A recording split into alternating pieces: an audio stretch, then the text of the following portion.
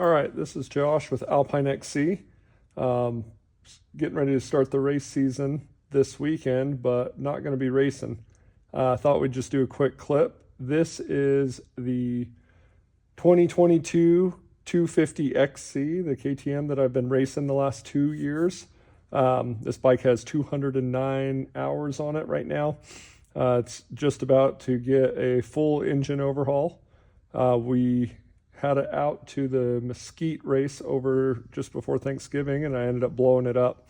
It was a cold seizure, running my mouth before the race too long. Didn't give a opportunity to warm up on the start line. So just thought I'd open this up real quick and we'll take a look and see how the top end's looking.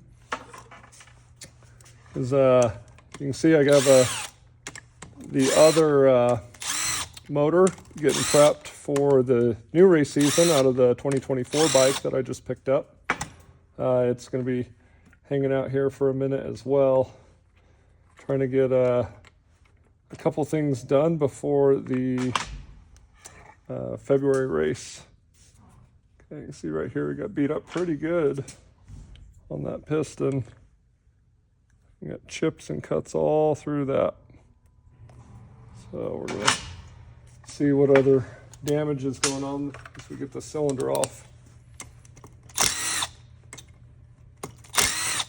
So this whole motor is getting tore down. We're going to do a fresh connecting rod in it, fresh main bearings. We're going to get that crank good as new, trued up to perfect balance, and then we'll shim the transmission and micro polish it so it'll be super smooth and eliminate some of the vibrations in it as well.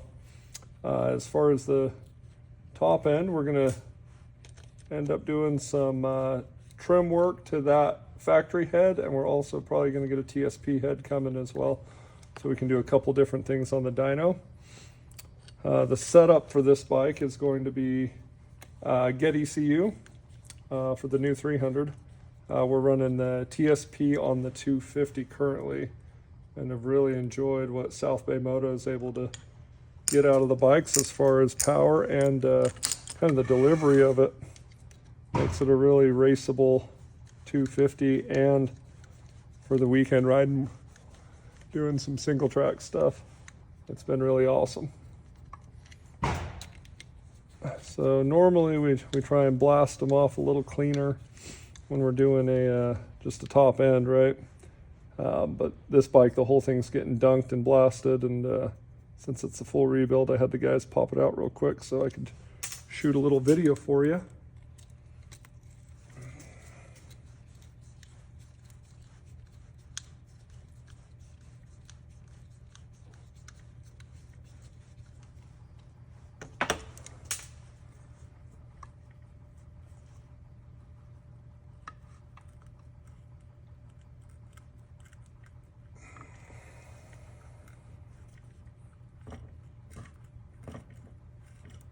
There we go. So getting that sealant out of there.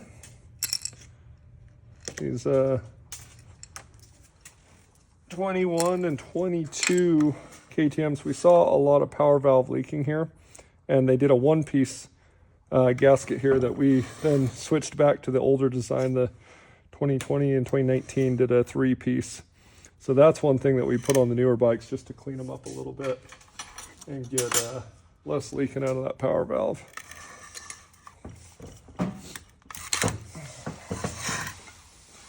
And I can already see there's a bunch of chipping on the edges of that cylinder, so, or on that piston. So we're going to definitely be addressing complete top end, probably some cylinder plating as well. Power valve still tied on, so just fighting a little bit.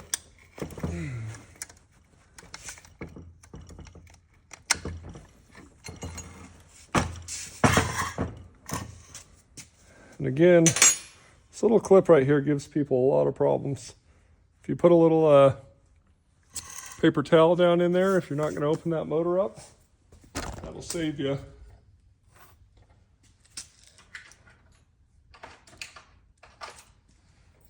I'm losing that thing down in the hole.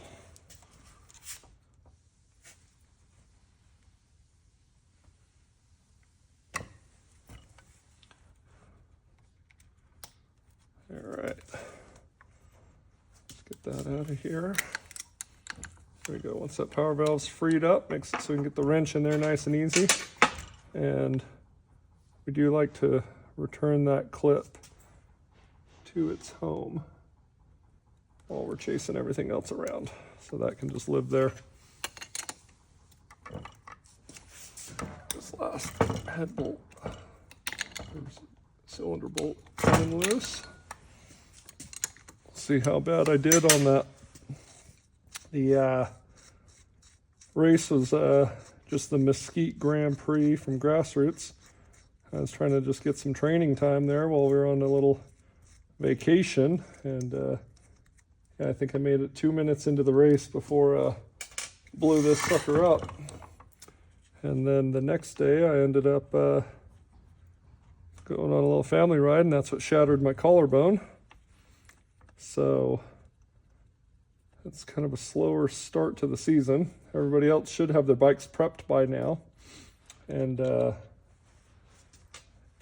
be buttoning up to head to the race.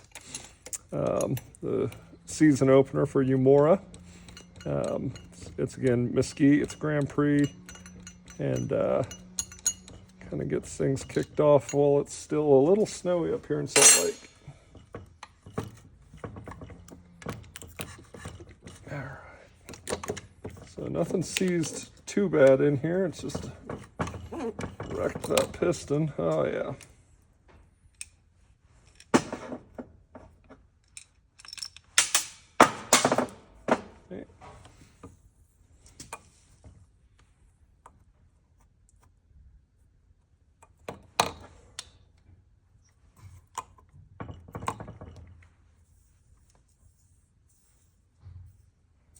Alright, so looking through here, I'm definitely not seeing that classic four-wall seizure as the piston expanded too fast. But I do know it was ice cold. As you can see, we've got debris that's been dragged down the side, which is just chipped off the piston here. Could have had a bunch of detonation coming out of this setup as well. It was cold enough and not running race gas in it, so it could have added to some of that.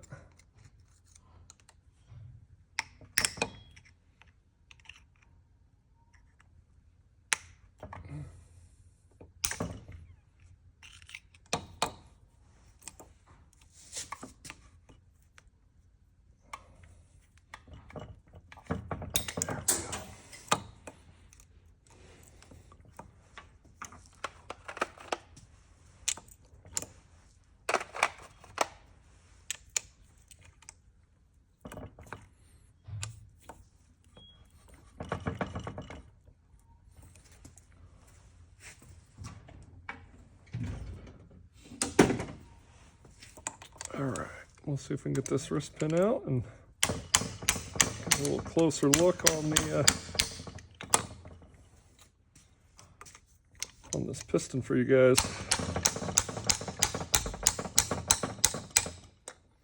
So anytime we run this much debris through the motor itself, we're always going to really inspect at a minimum that bottom end to make sure there's no damage or anything carrying over from that. With the hours on this bike and the history it's had, we are also just doing the rod all together. There's no reason for me to drag it out any longer. This bike's going to be a backup race bike this season, so we'll just get it prepped just like it was going into a full race season otherwise. And still quite tight. All right, there we go.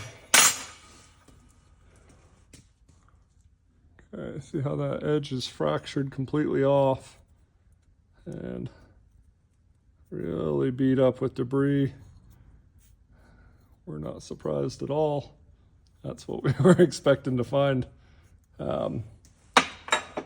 Rod itself, this is the OEM rod, 209 hours on it. I did have an airbox failure a year ago that cost me a top end, and we opted to rerun the rod for that. So this will be the first time bottom end's getting opened up, and that kind of sets it up for a general maintenance schedule. You know, we like to see pistons in this bike every 70 hours, 75 hours is what we like to see. I think when I had the airbox failure, I had about 50 hours on that piston at the time. So it was a reasonable time. These are stock reeds at 200 hours. And they're still really tight and snug. You don't see light coming through them, but that's way beyond, you know, recommended spec on that. But those will be getting replaced. It'll be a fresh, brand new engine when we're done. Plenty of lubrication down in there. That L111 from Dumont Tech. That's the TPI bike's been running on that pretty well.